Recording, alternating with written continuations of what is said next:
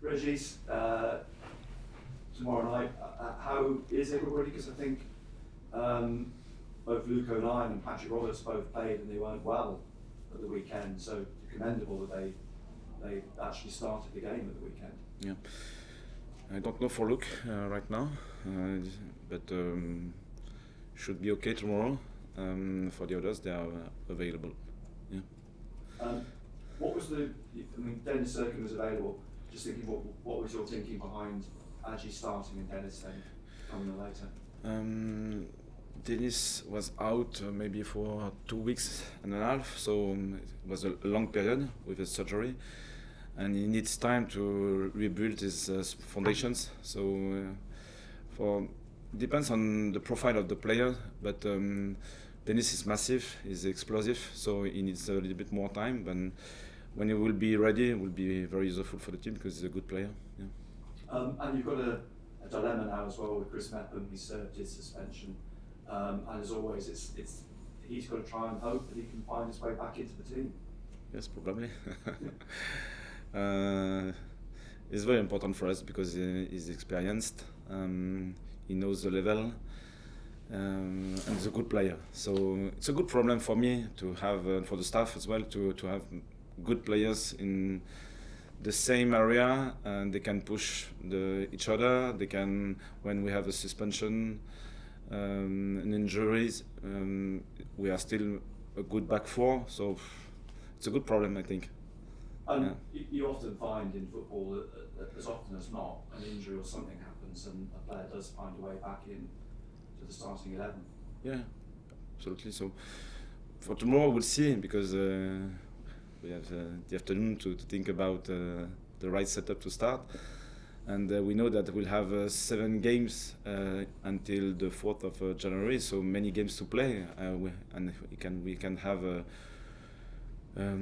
full team with many players available is still useful for the whole performance. And you're also, Chris Rigg and Job have come through without picking up that suspension, so another positive for you, another bonus. Yeah, it's good news because we need them. They are very good on the pitch, and they had to manage that situation properly, and I think they did well. It's not always easy because, especially in the midfield, you can have to deal with many chaotic situations, and sometimes you can't avoid a yellow card. I think Job was on the edge often, but it was good at the end. Yeah. As it happened, I think the referee only showed one yellow card, and that was to Dean Whitehead on the coaching staff of Stoke. So probably the right referee to have on Saturday.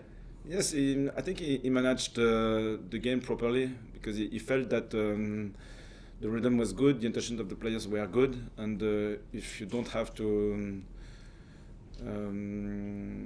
give a yellow card, it's fine. And the referee is a part of the game, and when he feels that you don't have to stop the game and to give a yellow card, it's better like that. Yeah, I think so. And how pleased were you? I mean, because you spoke at length on Thursday about the work you were doing in the final third. Okay, you only scored twice, but you did create a lot of chances. Wilson had a handful. You must be pleased with what you were doing in the conditions as well in that final third against Stoke.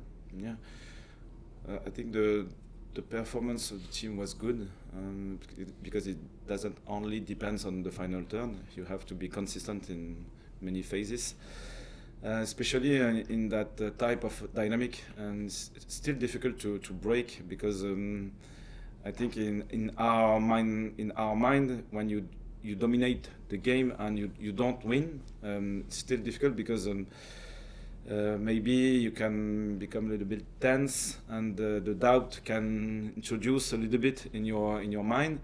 And we were consistent, so I'm very happy because in that period we drew 5 times. We lost the game at Sheffield. It wasn't deserved, I think, and we created many chances the last 4 games. And we didn't score a lot, and we kept the consistency. I think it's a good sign, because especially with a young team, when you are not rewarded you can maybe a little bit, you can give up a little bit, and it wasn't the case. So at the end, we scored, we won, and it's a good news for us, for the team, for the fans, and so for the club. And for that mindset, it's good for the foundation. I would like to say this because it's not easy in that period, and we were consistent under difficult circumstances, so it's a good news. Yeah. I'm talking of mindset. You spoke last week about how teams will go through a spell where you don't necessarily win a lot of games or you draw a lot, as you've had that run of games yourself. Do you think the result was as important as anything for the players now to hopefully push on to this next set of games? Yeah, it's important to give this impulse, because when you work a lot and you make such an effort to win, it's good to be rewarded, I think. And at the same time, I think we know exactly what we have to improve to create more chances and to avoid chances against us. It could have been worse, because just before the half time they had a big chance, and Pater made a big save. So football is still unpredictable. Sometimes you have one average chance and you can score, and sometimes you can create 20 chances and you don't score. And probably we have to be more clinical, but it's a question of dynamic, question of confidence, and I hope it will change quickly. Yeah. Bristol City, unpredictable, but I suppose from your point of view, you must feel that if your players turn up and all of them perform to the ability that they have got, that they should be beating teams like Bristol City, with all due respect to Bristol, because man for man, Sunderland have probably arguably got the better players. Yeah, it's still a tough game, and we have to be very respectful with every opponent in that league.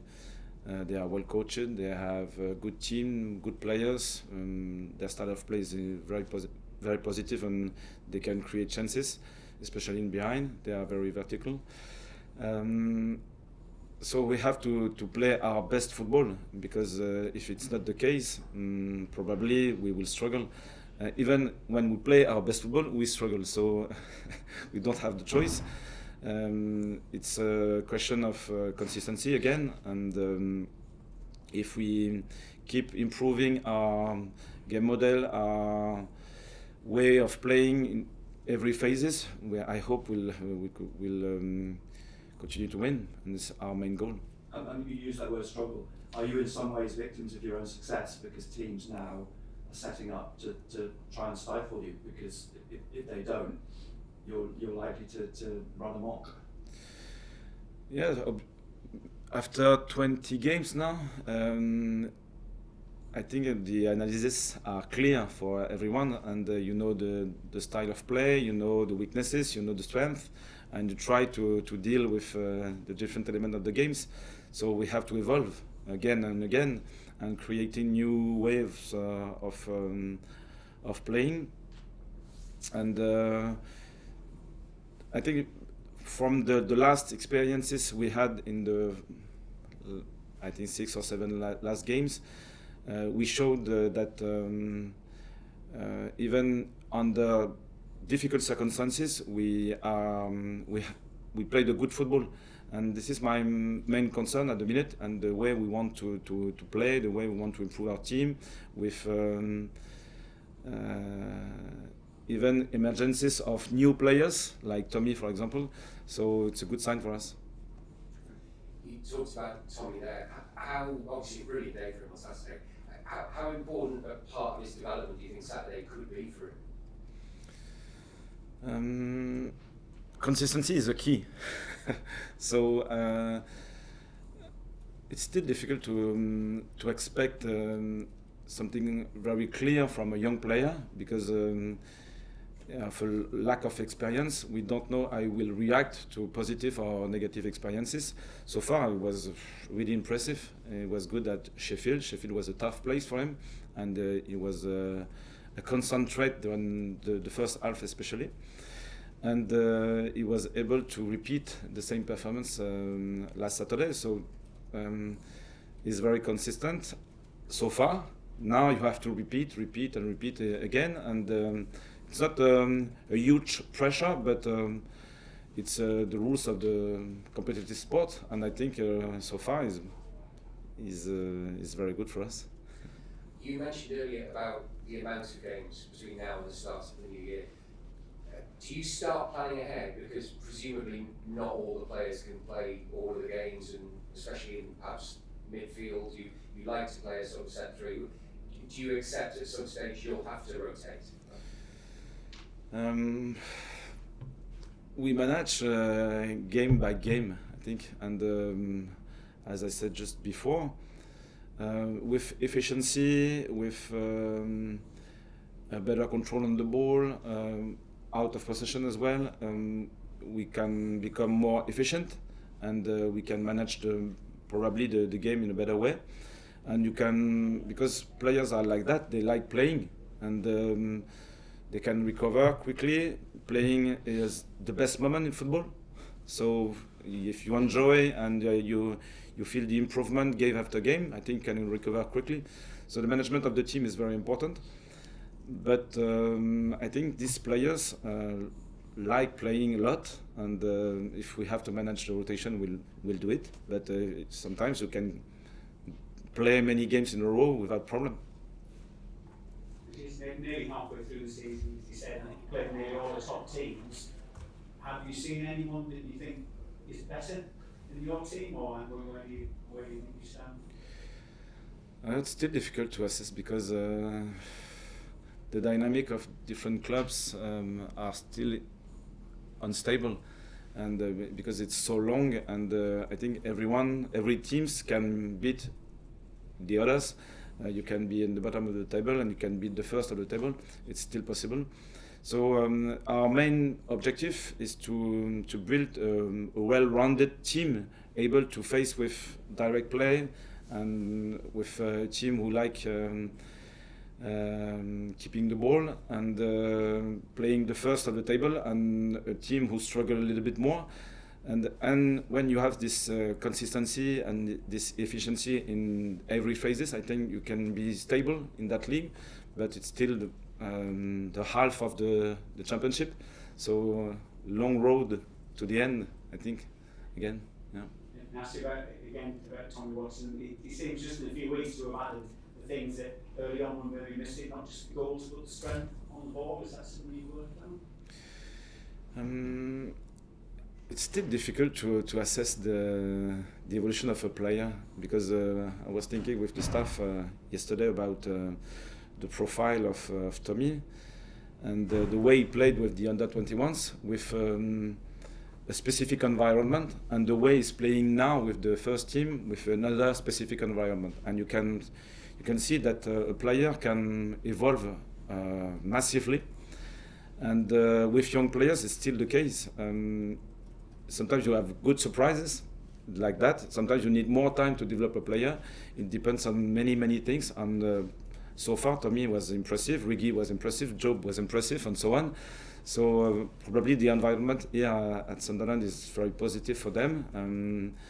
The club, the fans, the teammates, and the style of play. So keep going. And on Saturday, back in the dressing room, was it excitement or relief that you got the win? They were happy. Probably a little bit tired because the weather was difficult, and we had to work hard until the end. And they were happy and ready to go for the next game. Yeah, ready. Regis, you mentioned that Bristol City play a positive style of football. Yeah. Could that actually be good for you? Because you mentioned already how other teams try to stifle you by sitting in, but a team that might actually come and attack you, is that perhaps a benefit to you if you can pick them up high up, or you can counter attack against them? So far, I didn't feel that any team was passive against us, and they always try to play, to create chances. and you can have probably during the game 10 minutes, 20 minutes when we have to face a low block, but it was open so far, even at home. So I like it, and I think Bristol tomorrow will try to win, and this is, I think, the mindset of the league. So the games are still open, and we try to play like that as well. So I hope it will be a positive game for both teams. Saturday's win, was that, I mean, you sort of mentioned it already, was that a reward for the performances you've put in recent weeks that haven't brought results? Yes, I think so. And my main focus with the team was a little bit tactical, but more about the team behavior, especially during this period. And it shows that we are improving a lot from a game management, I think, perspective. And it's not the easiest one, because with young teams, you want to be rewarded very quickly. And when it's not the case, you can become frustrated, upset, angry, and so on. And it's very contagious. And one can be like that, and the other 1 second later, and so on and so on. At the end, the flow of the team is becomes very low, and it's like a broken dynamic. And they kept this energy, this positive energy, until the end. So it's a good news for us. And just can I ask just how proud you are of your squad, your young squad, therefore, that they've come through this period, and even though it's been tough, that they've got through it and they've come out the other side of it. Yeah. It was the scenario of the last weeks. I hope they learned this from this experience, and we have to consolidate it, because it's still fragile. You can forget very quickly. I hope it will be a strong foundation for the future.